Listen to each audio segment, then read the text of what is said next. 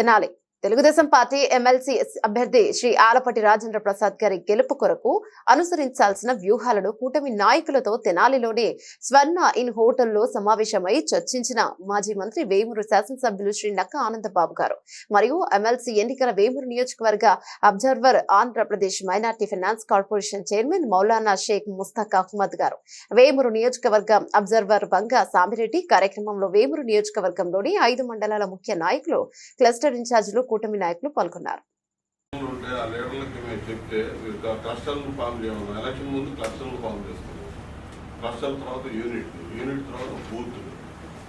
Booth దగ్గర నుంచి ఆ కింద స్థాయి దాకా కూడా వెళ్ళాం. అప్పుడే కేఎస్ఎస్ లని అప్పుడు కూడా పూర్తి చేసాం. గుర్తుందా మీకు?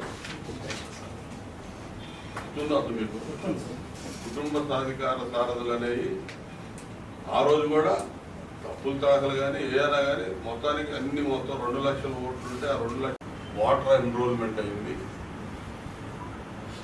ఆ తర్వాత ప్రతి ఓటరు 30 ఓట్లకి ఒకళ్ళని ఒక నాయకుడిని ఐడెంటిఫై చేసి ఇమ్మని చెప్పాం. అది ఇచ్చారు. అందులో మరి తప్పులు ఎన్నో కరెక్ట్గా ఎంతవరకు చేశారనేది చూడాలి. అట్లాగే మండలానికి 2 పోలింగ్ బూతులు పెట్టారు. 2 పోలింగ్ బూతులు పెడితే బూత్కి 2 ఇమ్మని చెప్పి అప్పుడు అడిగాం. ఇది మీరు ఇచ్చిన పేర్లు చూస్తే చాలా వేగ్గా పేర్లు అయితే మేము అడిగాం. 1-4 సార్లు అడిగేసరికి రాసేసి ఇచ్చారు. ఇప్పుడు ఆ 30 మందికి మనం ఒకళ్ళని ఎవరినైతే పెట్టామో ఇప్పుడు ఆ 30 ఓట్లు ఆ మనిషి వెరిఫై చేయాలి. వెరిఫై చేయడం అంటే ఎవరికి టిక్ చేసుకొని ఉన్నాడా లేదా అనేది కాదు, అతనితో టచ్లో పోవాలి. ఇప్పుడు ఎవరో చేసింది ఎవరో కొల్లూరు మండలంలో పనిచేశారు, ఎలా చేశారు?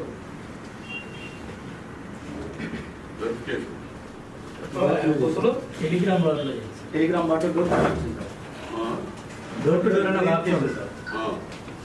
దాంట్లో voter ID plus mobile number contact అయ్యి అప్డేట్ చేయాలి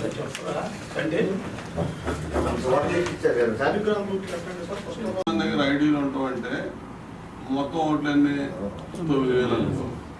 ఒక్కొక్క ఐడి కింద ఎన్ని చేయాల్సి ఉంటుంది? 30. అందరూ మొత్తం చేయకపోయినా కూడా సగం మంది 200 పక్కన పెట్టినా కూడా తలా 100 అంటే 2 రోజులు చేయొచ్చుగా. చేయలేరా? 2 రోజులు 3 రోజులు ఇప్పుడు చేస్తేనే కదా అయింది. ఇంత 2,535 పర్సెంటేజ్ కూడా ఇచ్చాడు. 29. చివరు ఉన్నాం మనం, చాలా చివరు ఉన్నాం మనం. చాలా బాధాకరమైన కింద నుంచి 3వది మనం.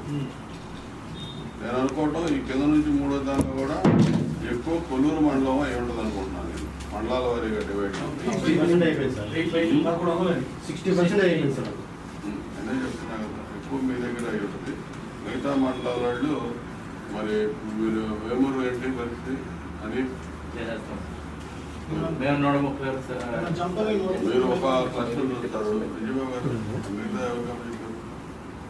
నలుగురు పెట్టాం సార్. ఇక్కడ పెట్టలా, డివైడ్ చేస్తున్నాం. ఓటర్ లిస్ట్ మన పార్టీ సభ్యత్వం నమోదు అయిపోయింది. ఎలక్షన్ అయిన మరుసటి రోజు నుంచి సంస్థాగత నిర్మాణం జరగబోతుంది. ఎలక్షన్లోనే ఆగాం. ఓటర్ మెంబర్షిప్ డ్రైవ్ అయిపోయింది.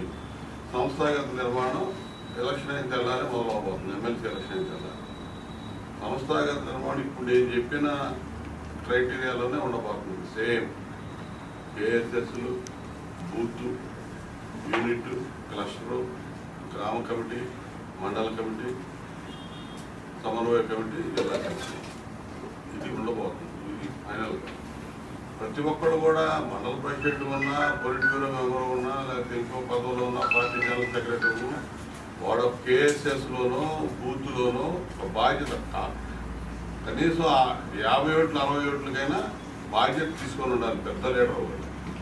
అది రేపు జరగబోతుంది. మీరేంటంటే ఇవాళ ఏదో చెప్తుంటే మీరందరూ మేము పెద్ద నాయకులు, మేము ఎందుకు మా పేర్లు ఎందుకు పెట్టుకోవాలన్నట్టు తీసేసుకుంటున్నారు.